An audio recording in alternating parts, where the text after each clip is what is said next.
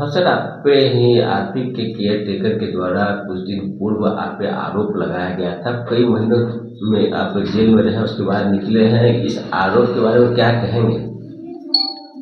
ये सब काफ़ी पूर्व की सुनियोजित साजिश थी और ये सब राजनीति से परे हुए थे और काफ़ी दिनों से मेरे ऊपर कुछ न कुछ घटना करने का भी प्रयास हुआ था, लेकिन घटना में वो लोग नहीं सफल हो पाए।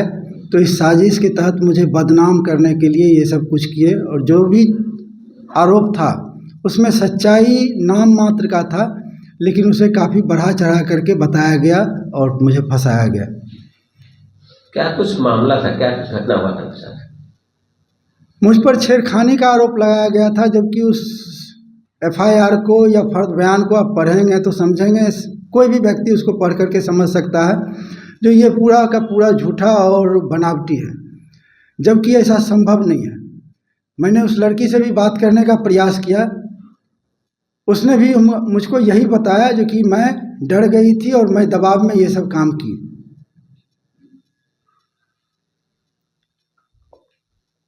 कितने दिन आप जेल में रहे हैं और आगे क्या कहना चाहेंगे अपने ऊपर आरोप?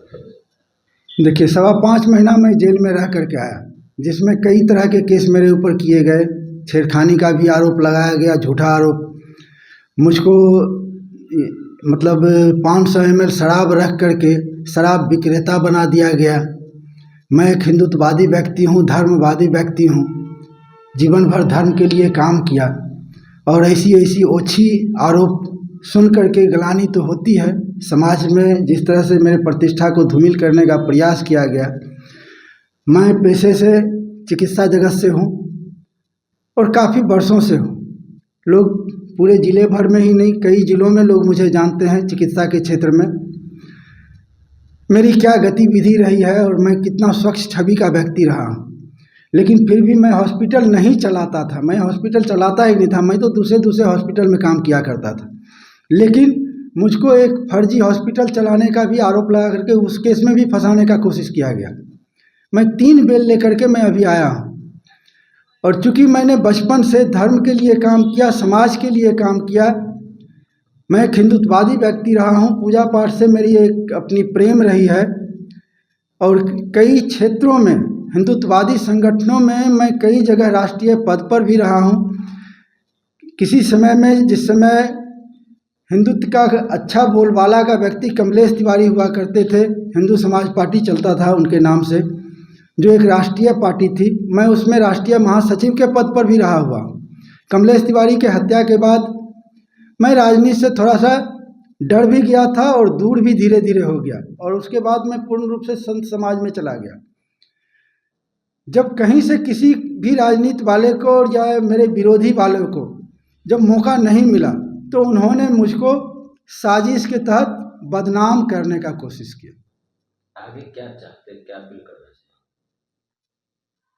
देखिए, जब तक ये जीवन है तब तक समाज और धर्म के लिए हम काम करते रहेंगे। हाँ, इतना जरूर है जो कि कानून व्यवस्था और न्याय प्रणाली दोनों से इतना तो उम्मीद जरूर करेंगे जो कि इसकी निष्पक्ष जांच हो और निष्पक्ष जो भी उसकी कार्रवाई हो वो हो। और जो भी मेरे विरोधी हैं, जिन्होंने भी साजिश रचा है, नाम बोलना किसी का उचित नहीं होगा, प्रशासन सब कुछ पता लगा लेती है, वो अपने स्तर से इस चीज़ की जांच करके और उस पर अपनी कार्रवाई करें और मुझे बरी करें। मेरी जो प्रतिष्ठा धूमिल हुई है उस प्रतिष्ठा को मैं फिर से बरकरार रखना चाहूँगा और जीवन भर जो काम करते आया हूँ धर्म के लिए और समाज के लिए वही करता रहूँगा, इतना तो तय है। क्या नाम? मेरा नाम हुआ संजय कुमार संजू। ऐसे मैं अंतर्राष्ट्रीय सूर्यवंशी अखाड़ा से भी जुड़ा हुआ हूँ, संत समाज से भी जुड़ा हुआ हूँ और देश भर के कई हिंदूवादी संगठनों से भी मैं हूँ, मानवाधिकार से भी मैं रहा हूँ।